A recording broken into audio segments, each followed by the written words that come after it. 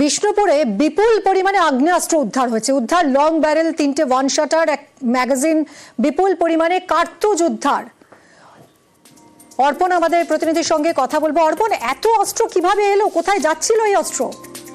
একদমই সেইটাই প্রশ্ন এবং পুলিশের পক্ষ থেকে এই বিষয়টির উপরই তদন্ত শুরু হয়েছে। ইতিমধ্যেই ডায়মন্ড হারবার পুলিশ জেলার পুলিশ সুপার তিনি নিজে ঘটনাস্থলে এসছেন এবং যারা এই ঘটনার সঙ্গে যুক্ত রয়েছে তাদের সঙ্গে কথা বলেছেন এবং তিনি যেটা জানাচ্ছেন, শামালি এলাকায় বিপুল পরিমাণে অস্ত্র রয়েছে এই খবর তাদের কাছে আসে। এরপরে একটি টিম গঠন করা হয়, তারা সেখান থেকে রওনা দেন এবং গতকাল দুপুরেই সেখান থেকে এই বিপুল পরিমাণে আগ্নেয়াস্ত্র উদ্ধার হয়েছে, যার মধ্যে রয়েছে লং ব্যারেল 3টি, 7mm পিস্তল রয়েছে 2টি এবং তার সঙ্গে ওয়ান শাটার এবং প্রচুর পরিমাণে সেখানে দেখা যাচ্ছে কার্তুজ উদ্ধার হয়েছে। 26টি কার্তুজ উদ্ধার হয়েছে এবং ধারালো অস্ত্র সেখান থেকে উদ্ধার হয়েছে। 2 মহিলা সহ 4 জনকে গ্রেপ্তার করেছে, মোট 6 জনকে গ্রেপ্তার করেছে পুলিশ এবং আজই তাদেরকে কোর্টে তোলা হবে এবং নিজেদের হেফাজতে নিয়ে এই বিপুল পরিমাণে অস্ত্র তারা কি কারণে মজুত করেছিল তার তদন্ত করবে বিষ্ণুপুর থানার পুলিশ। ধন্যবাদ।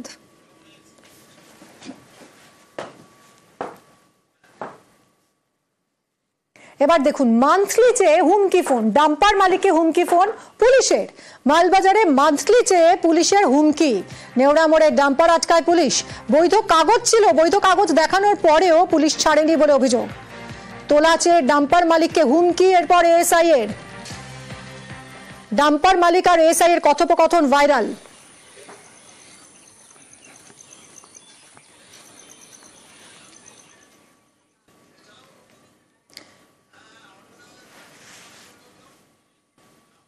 আপনার কি 44-16 গাড়িটা? হ্যাঁ, 45-16। হ্যাঁ হ্যাঁ, আপনি মালিক বলছেন? হ্যাঁ হ্যাঁ হ্যাঁ। আচ্ছা, মালবাজার থানায় কার সঙ্গে মান্থলি করা আছে? স্যার, আমাদের কারোর সঙ্গে মান্থলি করা নেই, আন্ডারলোডের গাড়ি। আমার আন্ডারলোড হোক ওভারলোড হোক যাই হোক সেটা দেখা দরকার নেই দাদা, থানায় গাড়িটা নিয়ে যাচ্ছি, আপনি থানায় এসে আইসির সঙ্গে কথা বলে। আরে আমাদের তো কেশরের মাল। সে কেশরের মাল হইতে পারে, মান্থলি লাগে আমাদের মালবাজার থানায়, জানেন কি? আমি মান্থলি করবো কেন? আমার তো আদার্স ডাম্পার আছে, ওগুলো তো আমি মান্থলি করা আছে, কিন্তু এই গাড়িতে আমি কেন করবো? আমার আন্ডারলোডে চললে আমার নিজস্ব ক্রেশার, আমার ক্রেশার। সে ঠিক আছে, তাহলে আমি থানায় নিয়ে যাচ্ছি। আপনি থানায় যাবে না তো গাড়ি? তাহলে আমি দেখি যে নিয়ে যেতে পারি কিনা। আপনি চেষ্টা করেন, আপনি যা ইচ্ছা করেন স্যার, আপনি এখানে যা করার এখানে ফেসলা করতে লাগবে। তারপরে কোথায় এখানে যেখানে গাড়িটা দাঁড়ায় আছে। কথা বলবো রকি আমাদের প্রতিনিধির সঙ্গে। রকি, এই যে কথোপকথন আমরা শুনলাম, যেখানে রীতিমতো হুমকি দেওয়া হচ্ছে যে মান্থলি দিতে হবে, মান্থলি না দিলে থানায় গাড়ি নিয়ে যাওয়া হবে। একদম বেবি, তুমি যেমনটা বলে, রাস্তায় গাড়ি আটকে কিন্তু ডাম্পার মালিকের কাছে মান্থলি দাবি পুলিশ আধিকারিকের, আর সেই অডিও কিন্তু রীতিমতো ভাইরাল হয়েছে, যা নিয়ে কিন্তু গোটা জেলায় শোরগোল পড়ে গেছে। অভিযোগ রয়েছে যে ডাম্পারে করে ময়নাগুড়ির দিকে ক্রাশারের পাথর নিয়ে যাওয়া হয়েছিল ক্রান্তি এলাকায় এবং সেখানে যখন রাস্তায় পুলিশ টহলদারি করছিল সেই সময় মালবাজার থানার পুলিশ আধিকারিক এবং অন্যান্য কর্মীরা সেই গাড়িকে দাঁড় করায় এবং কাগজপত্র চেক করতে চায় এবং কাগজপত্র যখন ড্রাইভার দেখায় সমস্ত নথিপত্র কিন্তু বৈধ অবস্থায় ছিল বলে দাবি মালিকের এবং তারপরে গাড়ি আটকে ফোন করা হয় ডাম্পারের মালিককে এবং পুলিশ আধিকারিক এক কনস্টেবলের মোবাইল থেকে কথা বলেন যে জানান যে মান্থলি দিতে হবে, কাগজ থাক আর না থাক সমস্ত রাস্তায় গাড়ি চলতে গেলে তা মান্থলি দিতে হবে। এক কথায় তোলাবাজি করছে পুলিশ, এমনটাই কিন্তু। এরপরে কিন্তু গোটা ঘটনা প্রকাশ্যে আসে এবং যা নিয়ে রীতিমতো রাজনৈতিক চর্চা শুরু হয়েছে। আর মালবাজারে পুলিশের ভূমিকা নিয়ে প্রশ্ন তুলেছে স্থানীয় বাসিন্দা থেকে শুরু করে ব্যবসায়ীরা। ধন্যবাদ রকি। নাওড়া স্কুলের এখানে উনি বলতেছে তোমার গাড়ির মান্থলি আছে কি না। হ্যাঁ, আমি তো বললাম দাদা আমি তো কিছু জানি না স্যার, আমি তো কিছু জানি না। তারপর বলতেছে তোমার কাগজ দাও। আমার কাগজ স্যার, আমার প্রেশারের চালান, এটা প্রেশার থেকে আমি সঠিক মাল নিয়ে চলে আসি, সঠিক চালান আমার। হ্যাঁ, আমরা তো ওভারলোডও আনি না। তারপর ওইখান থেকে এসে আমার মালিককে ফোন করছি, আমার মোবাইলও নিয়ে রাখছে, ওরা আমাকে কথা বলতে দিচ্ছে না।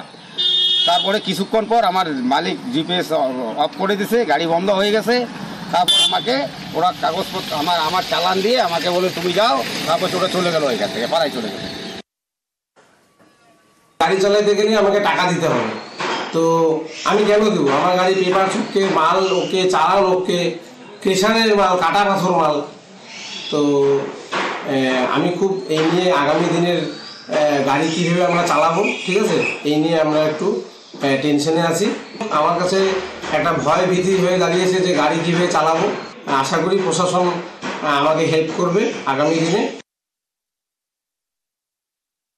মালবাজার থানার অন্তর্গত ক্রান্তিফাড়ি এবং সেখানকার যে নেওড়া মোড়, সেখানে একটি ক্রাশারের গাড়িকে পুলিশ আটকেছে আন্ডারলোড। বলছে একটা ভিডিও রেকর্ড ভাইরাল হয়েছে, ক্যাশার মালিককে বলা হচ্ছে মালবাজার থানায় মান্থলি করতে হবে, সে যে কোনো গাড়ি হোক, না হলে গাড়ি ছাড়া হবে না।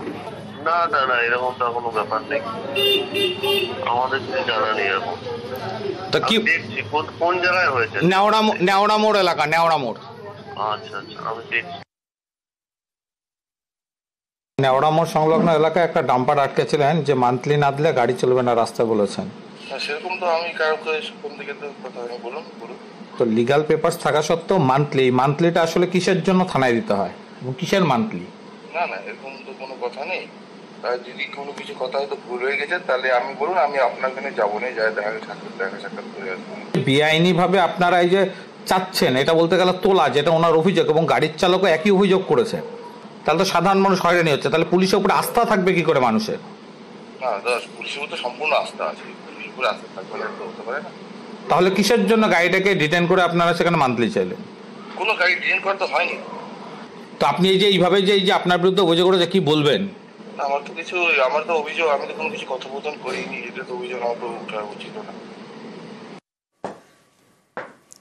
সরকারি জমির পাট্টা বিলিতে বেনিয়ম, অভিযুক্ত মালদার হরিশ্চন্দ্রপুর 2-এর বিএলআরও। প্রতিবাদে বিএলআরও অফিসের সামনে ধর্ণা। কথা বলবো সেবকের সঙ্গে। সেবক, পাট্টা বিলিতে কি ধরনের বেনিয়মের অভিযোগ উঠছে?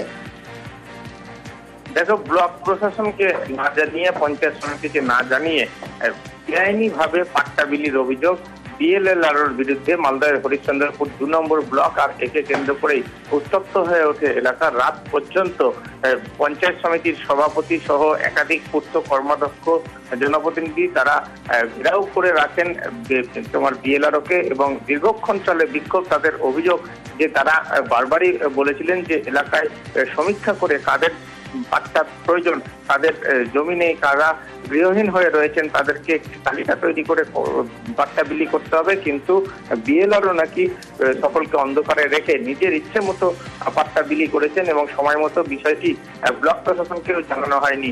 এই বিক্ষোভ মেটাতে বিডিও, পুলিশ তারা হাজির হন বিএলআরও দপ্তরে। তারপরেও কিন্তু সমস্যা মেটেনি, কারণ যারা কর্মাধ্যক্ষ বা পঞ্চায়েত সমিতির সভাপতি তারা বলছেন বিএলআরও দপ্তরে প্রচুর বেআইনি কাজ হচ্ছে। একজনের জমি অন্যের নামে রেকর্ড করা হচ্ছে এবং আর্থিক লেনদেনের বিনিময়ে অনিয়ম চলছে। যদিও অভিযুক্ত বিএলআরও সমস্ত অভিযোগ অস্বীকার করেছেন। তিনি বলছেন নিয়ম মেনেই কাজ হচ্ছে, তার বিরুদ্ধে উদ্দেশ্য প্রণোদিত ভাবে এই মিথ্যাচার করা হচ্ছে। ধন্যবাদ সেবক, ধন্যবাদ। সবার অ্যাপ্রুভাল আছে, নিয়ে নিয়ম মেনেই পাট্টা দেওয়া হয়েছে। সব ফেক অভিযোগ করা হচ্ছে, আমাকে হ্যারাস করা হচ্ছে। দেখাক, যদি দেখাতে পারে। সঠিক কাজ থেকে সাধারণ মানুষ বঞ্চিত হচ্ছে। এখানে টাকার বিনিময়ে পাট্টা থেকে শুরু করে আপনার রেকর্ড থেকে শুরু করে বিভিন্ন যে কার্যকলাপ চলছে সম্পূর্ণ দালালের মাধ্যমে সব কিছু চলছে। আমরা যে কর্মদক্ষ হিসাবে বা পঞ্চায়েত সমিতির সদস্য হিসাবে এখানে আসি, সেই সম্মানটুকু কিন্তু আমরা পাই না। যারা উপযুক্ত লোক তারাকে বাদ দিয়ে অন্য লোক টাকার বিনিময়ে পাট্টাটা করিয়ে দিয়েছে। কীভাবে পাট্টা বিতরণ করেছে সেটা আমরা প্রকৃতভাবে জানতে চাই। বারবার বিএলআরও সাহেবকে মাসের পর মাস সময় দিয়েছি, আলটিমেটাম দিয়েছি, কিন্তু তিনি প্রত্যেকটা জায়গায় অর্থের বিনিময় ছাড়া কোনো কাজ করেন না। এবং প্রত্যেকটা জায়গায় তিনি তার যে সমস্ত পেটুয়া দালালরা আছে তাদের মাধ্যমেই সমস্ত কাজ করে, ভুল বুঝিয়ে রেজুলেশন করে রাতের অন্ধকারে পাট্টা বিলি করেছেন লক্ষ লক্ষ টাকার বিনিময়। মানে বিএলআরও ছাড়া বিডিও কিংবা কোনো জনপ্রতিনিধি বা সভাপতি কেউ জানছে না, পুরোটাই রাতের অন্ধকারে টাকার বিনিময় করা হয়েছে। শাসক দলের নেতাদের মধ্যে নিজেদের মধ্যে একটা ভাগ বাটোয়ার এই হিসাব লেনদেনের জন্য ওরা করছেন, মানে পাইনি একটা অংশ। এটাই সাধারণ মানুষ বুঝতে পারছে যে এরা টাকা বা বিনিময়ে বা ভাগ বাটোয়ারার জন্য, নিজেদের মধ্যে লেনদেনের জন্য এই গন্ডগোলটা হচ্ছে। সাধারণ মানুষ তাদেরকে যোগ্য জবাব দিবে। দিব্য বেঁচে আছেন চা বাগানের শ্রমিক, অথচ তার নামে নকল ডেথ সার্টিফিকেট বের করা হলো। কেন না, সেই ভুয়ো ডেথ সার্টিফিকেট জমা দিয়ে ওই চা শ্রমিকের প্রভিডেন্ট ফান্ডের টাকা হাতিয়ে নেওয়া যাবে। ডিমডিমা চা বাগানে ঘটেছে এই ঘটনা, এরকমই অভিযোগ উঠছে। আমরা কথা বলবো রাজকুমারের সঙ্গে। রাজকুমার, কারা এরকম চেষ্টা চালাচ্ছে? দেখো মিনি, এই ঘটনা নিয়ে কিন্তু ইতিমধ্যে তোলপাড় শুরু হয়েছে। তোমার যে প্রশ্ন যে করছে কারা, এটা কিন্তু এখনো প্রকাশ্যে আসেনি। যদিও বিভিন্ন সূত্র থেকে যে খবর পাওয়া যাচ্ছে যে চা বাগানের এক শ্রেণীর দালাল চক্র সক্রিয় হয়ে উঠেছে। তারা বিভিন্ন চা বাগানের শ্রমিকদের এইভাবে ভুয়ো নাম দিয়ে ভুয়ো ডেথ সার্টিফিকেট বের করে পিএফ এর টাকা হাতিয়ে নেওয়ার একটা প্রচেষ্টা শুরু করেছে। এবং ইতিমধ্যেই কিন্তু ওই যে চা শ্রমিক, তিনি দিব্যি ঘুরে বেড়াচ্ছেন, কারখানায় যাচ্ছেন, কাজ করছেন, তার যে ডেথ সার্টিফিকেট অর্থাৎ মৃত্যুর শংসাপত্র বেরিয়ে যাচ্ছে মাল পুরসভা থেকে, সেই শ্রমিক কিন্তু ঘটনার তদন্ত দাবি করছে। এবং ইতিমধ্যেই কিন্তু বিষয়টি নিয়ে প্রশাসন নড়ে চড়ে বসছে, তদন্ত করে দেখা হচ্ছে যে কারা এই কাজ করেছিল। মিমি, ধন্যবাদ রাজকুমার।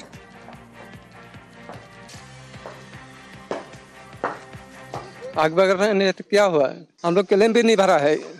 हाँ, क्लेम आ गया के बोल रहा है। आप तो अभी तक जिंदा है। हाँ, हम लोग जिंदा है, जिंदा है। हाँ, बताएगा जिंदा है। हम लोग क्लेम भी नहीं भरा है, मार गया के हकी बिगट निकला दिया है। आपका डेथ सर्टिफिकेट भी निकल गया है? हाँ, निकल गया है, खाना में दे दिया है। ठीक है, हम लोग का बीएफ नंबर भी कोनो मालूम नहीं है। अब घोटाला तो क्या बोले, जैसे ये पीएफ क्लेम हमको जब घूम के आया तो उसको देख के हमको मैंने आदमी तो यहाँ काम कर रहा है और उसका डेथ सर्टिफिकेट भी है वही क्लेम में। जिंदा आदमी डेथ हो गया? हाँ, तो जिंदा आदमी को तो मार दिया। जिंदा? ये कहाँ से आपके पास डॉक्यूमेंट्स क्या पीएफ ऑफिस से आया है? जी हाँ। और ये डेथ सर्टिफिकेट कहाँ से इशू हुआ है? अब इशू तो यहाँ देखने से मालूम पड़ता है जो माल बाजार का म्यूनिसिपैलिटी से ये इशू